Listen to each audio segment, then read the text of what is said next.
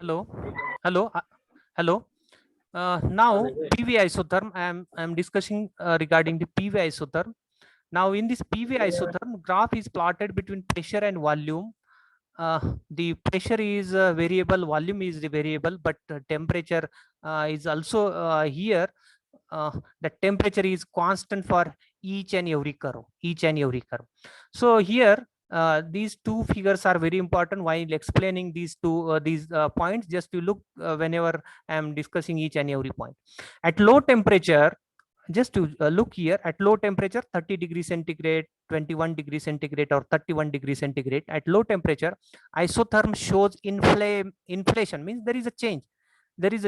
For example, at 31.0 degrees centigrade, isotherm shows a point of inflation, means point of inflation, that is point P. Just you see here, this is called as a point of inflation, means there is a change here.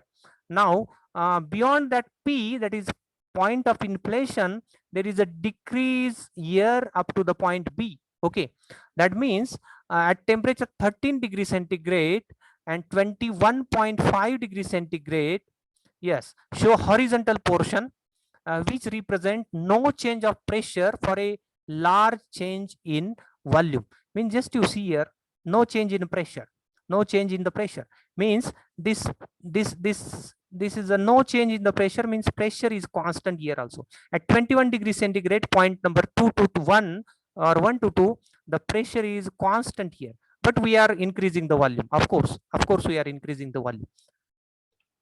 There is an increase in the volume, but pressure is constant here. So first of all, there is no change of pressure for a large change in volume, that is called as a inflation point. I have shown here inflation point P.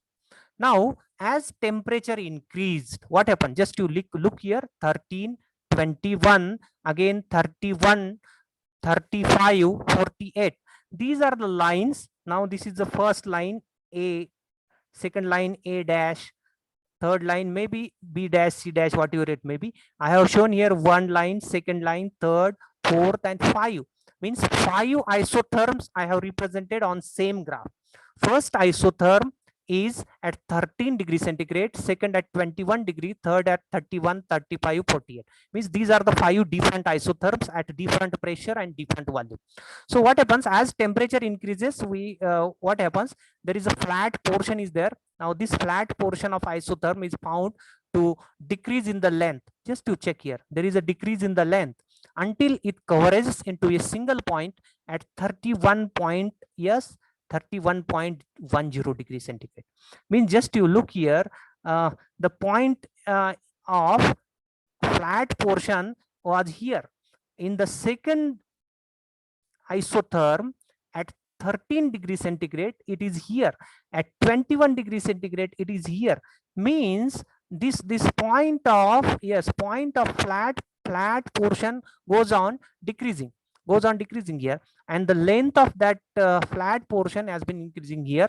So at 31 degrees centigrade, there is a single point where the flat portion is there. Just you look here, there is a flat portion is there.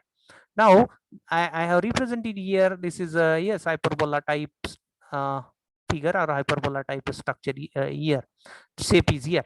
Now as temperature increase, what happens? There is a flat portion. You may call it as this is a flat portion of an isotherm. Now what happens? There is a decrease in the length until it converges into a single point. That single point is obtained at 31 degrees centigrade. Now last point I represent, but when liquid is heated in a sealed tube, suppose liquid is heated in the sealed tube, what happens? Initially liquid and vapor will be in the equilibrium. What happens when we are heating the liquid in the packed tube or sealed tube? What happens? Liquid and vapor will be in the equilibrium. Now if we increase the temperature more and more, amount of the liquid will be vaporized. Hence what happens? Pressure inside the tube will be increases. If you increase the temperature more and more, what happens? Amount of the liquid will be vaporized. At one point, all the pressure in the inside the tube will be increases. Now what happens at every stage? There is a line of demarcation. That is, you can call it as a boundary line between the liquid and vapor phase. Means there is a small difference between a liquid and vapor phase. That difference or line of boundary is called as a line of demarcation. Now, just what is meant by that line of demarcation, or you can call it as a boundary line between the liquid and vapor phase. Now, that is called as a critical temperature or critical point. I have shown here critical temperature. What is meant by critical point or critical temperature? At a critical temperature is nothing but at a particular temperature. Here, just you look here, the liquid meniscus will be disappears. Means liquid part of the system will be totally disturbed. That particular temperature or particular point of temperature, that is line of separation between the two phases, disappears. Means there is a line of separation between gaseous phase and liquid phase. If this line of separation will be disappears, means that point is called as a critical point. Critical point. And the physical properties of the liquid and the gas becomes identical. Means what happens if the line of separation between two phases will be disappear at the same time, at the same instance, the physical property of the liquid and gas will be becomes identical. Now this temperature is very important. The temperature where the physical properties of the liquid and gas becomes identical, that specific temperature is called as a critical temperature, and the point or the liquid is said to be at the point of critical point, that is P or E. I have shown here, this is a P is a critical point. Critical point. In this case, if you look here, E is also is called as a, yes, critical point, and temperature, whatever it may be, the temperature related with this point P is called as a critical temperature, and this point is called as a critical point, critical temperature.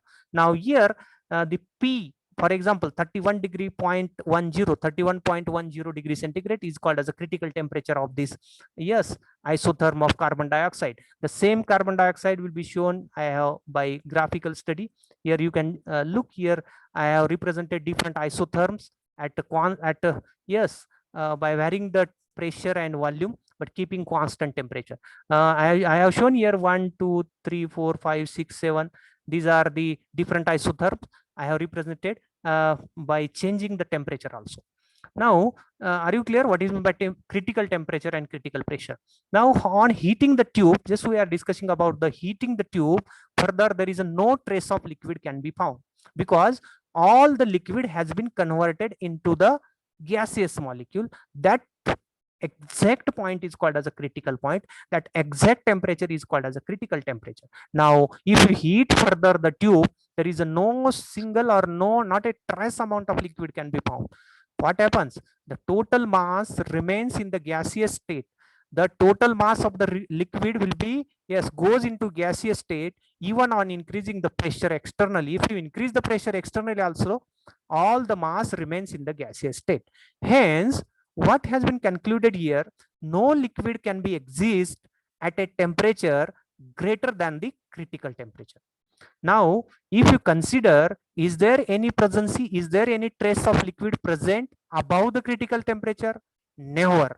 Means there is no possibility of finding the liquid at above the critical temperature or above the critical point. Means if you consider that critical point is here, if you check here, is there presence of liquid? No, there is a presence of gas. Means above the critical point or critical temperature,